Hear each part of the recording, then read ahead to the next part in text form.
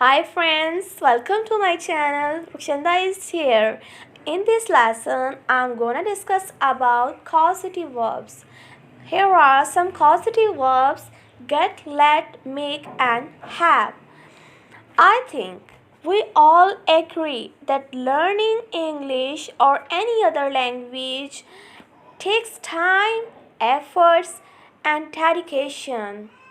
If you like my videos, please don't forget to like, subscribe, and press the bell icon for getting more videos. When do we use causative verb?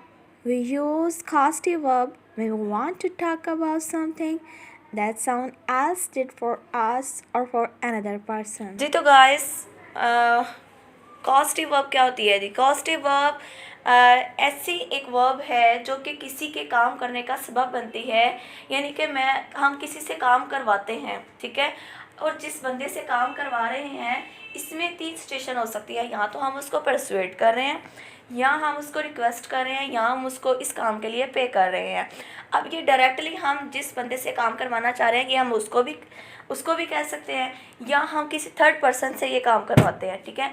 अब जैसे कि 2 बहन भाई आपस में लड़ रहे हैं, तो जो सिस्टर है वो कहती है कि तुम्हें मैं माँ से डांट पड़वाऊँगी, ठीक है। अब यहाँ पर क्या है कि थर्ड पर्सन की इन्वॉल्वमेंट हो गई है, वो डायरेक्टली अपने ब्रदर से कह रही है कि मैं इनडायरेक्टली तुम्हें क्या करवाऊँगी, अपनी माँ से तुम्हें मैं डांट पड़वाऊँगी, ठीक है। तो ये कॉसेटिव वर्ब का यूज़ है कि आप किसी से काम करवाते हैं और वो थर्ड पर्सन भी हो सकता है।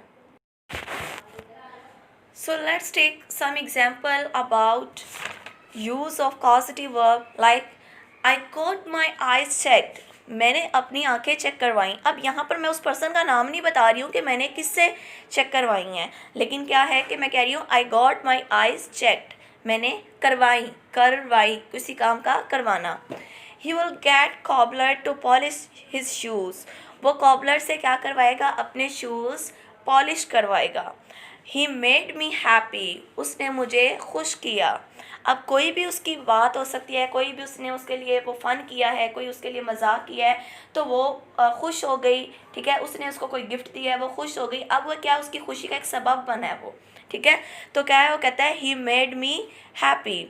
आई had barber to cut my hair, मैंने बार्बर से अपने हेयर कटवाए। अब बार्बर क्या है, हमारा एजेंट है, और हमने किससे काम करवाया है, बार्बर से, और हम क्या करें, इसके लिए उसको पे कर रहे हैं। अब कुछ ऐसी सिचुएशन होती है जिसमें हम पे कर रहे होते हैं, कुछ ऐसी सिचुएशन होती है कि हम उसमें उसको रिक्वेस्ट कर रहे होते हैं, कुछ ऐसी सिचुएशन होती है जिसमें उसको हम परसुएट कर रहे होते हैं।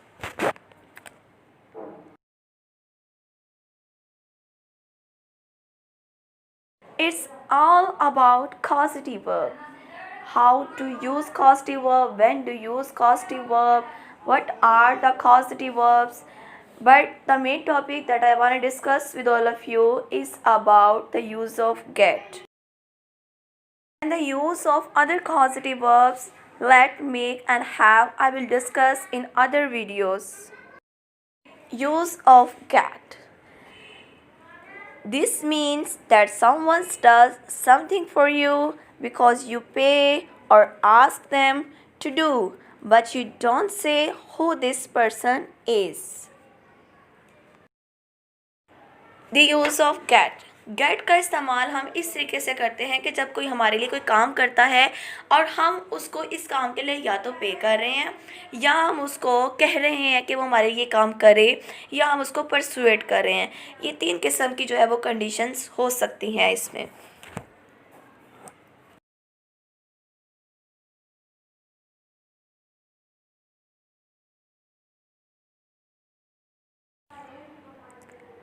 This conversation is between brother and sister.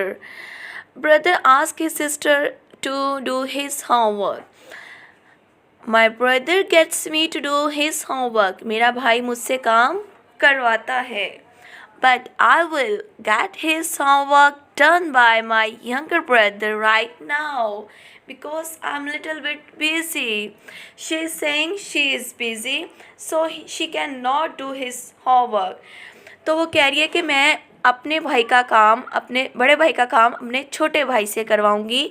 I will get his homework done by my younger brother. चलिए तो गाइस, मैं गेट के बारे में हमने बहुत सी बातें कर ली, बहुत कुछ सीख लिया। अब हम इसके स्ट्रक्चर की तरफ आते हैं। Let's see its structure. मैं आपसे 3 किस्म के इसके स्ट्रक्चर शेयर करूँगी। फर्स्ट स्ट्रक्चर जो मैं आपसे डिस्कस करने लगी हूँ, सब्जेक्ट प्लस गेट। गेट का हम यूज़ इस तरीके से करेंगे कि हम इस जो टेंस आप बनाना चाह रहे हैं उसी टेंस के मुताबिक हम गेट का जो फॉर्म है उसको चेंज कर देंगे।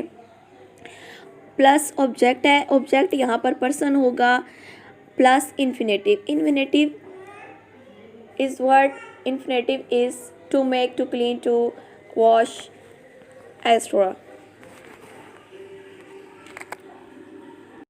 Let's take some example. He got me to clean the room. उससे मुझसे कमरा साफ करवाया। She always gets me to do her shopping. वो हमेशा अपनी शॉपिंग मुझसे करवाती है।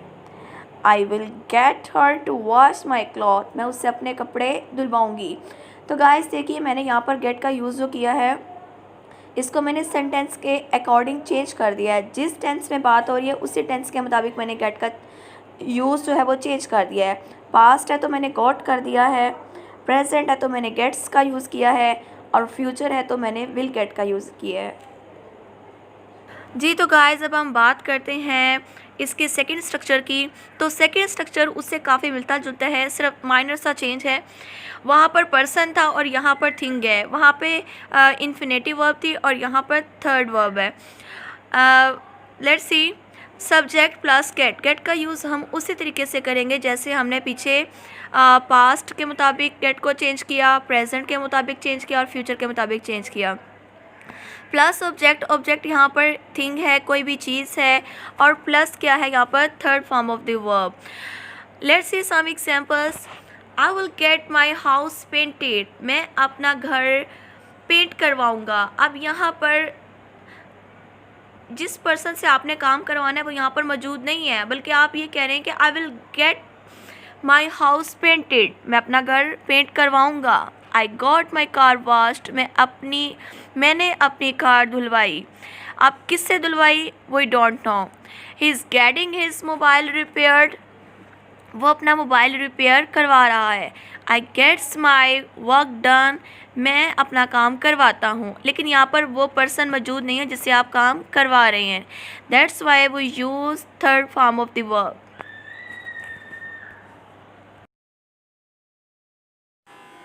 The third and last one, the use of get in imperative sentence.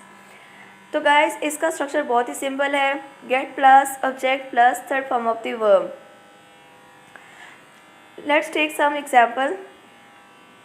Gate my car washed. अगर हम इसको सिंपल इम्पेरेटिव सेंटेंस में देखें तो हम इस तरीके से कहते हैं, हम सेकंड पर्सन को कह रहे होते हैं वॉश माई कार, मेरी कार धो दो, लेकिन हम बात कर रहे हैं सेकंड पर्सन से।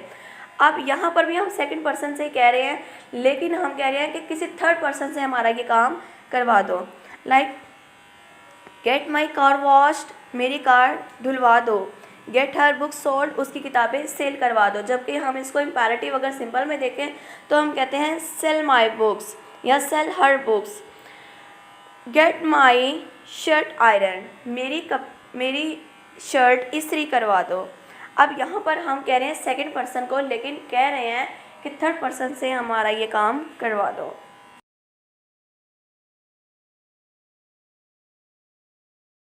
Another way of using get in imperative: get me some chocolate, get out, get ready, get me a new shirt, get hold it. Some more uses of get: to obtain, to receive. I got a parcel yesterday. To reach, to arrive. I will get Lahore at 7 o'clock. To purchase, to buy. I will get a new watch.